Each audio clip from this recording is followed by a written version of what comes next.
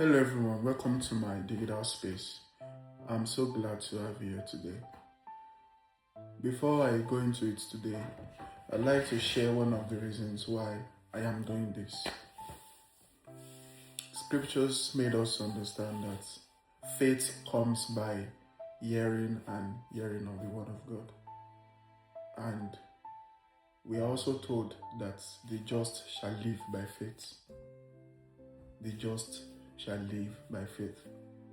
In sharing words here, in expressing myself here, in sharing edifying stories and relatable life contents, the goal of all of this is to let faith come, both to the speaker and to the hearer. This is just to grow our faith, because that is how we live. We live by faith. And I know for a fact that faith is definitely going to come, both for me and for you. And as you listen today, may you be blessed and may faith truly come. Okay, so let's go into the order of the day. Genesis chapter 26, verse 1. It says, there was famine in the land. There was famine in the land. And then if you scroll down to verse 12 of Genesis 26, it says, then Isaac sowed in that land and reaped in the same year 100-fold.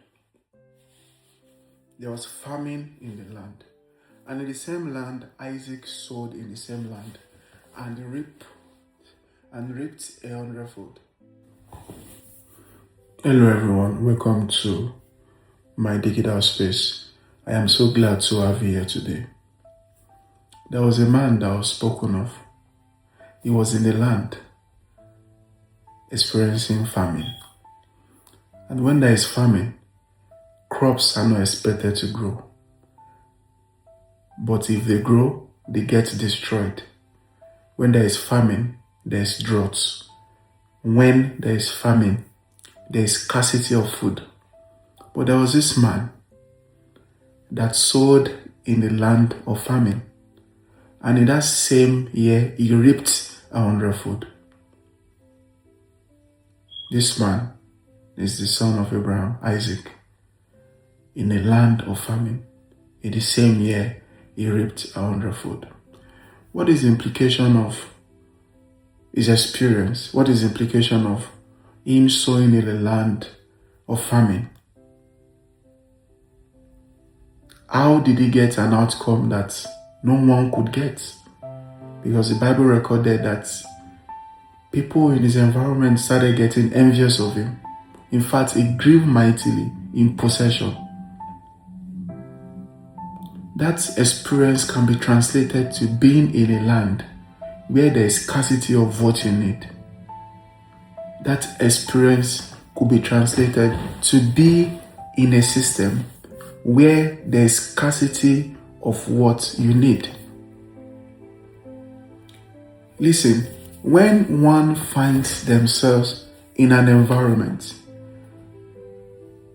we don't let the reality of that environment determine our move.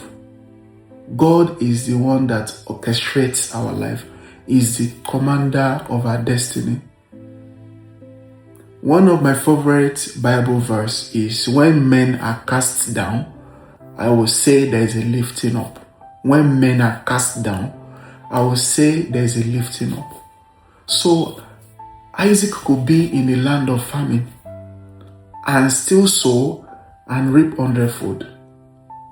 That is, one can find themselves in a land of difficulty, and then you will sow in that land and still reap 100-fold. If Isaac had seen the famine and ignored the sowing, he would never have reaped 100-fold. Never. And that is why some of us are still where we are. We are looking at the famine. We've not even sown the seed yet. What we're looking at is the famine.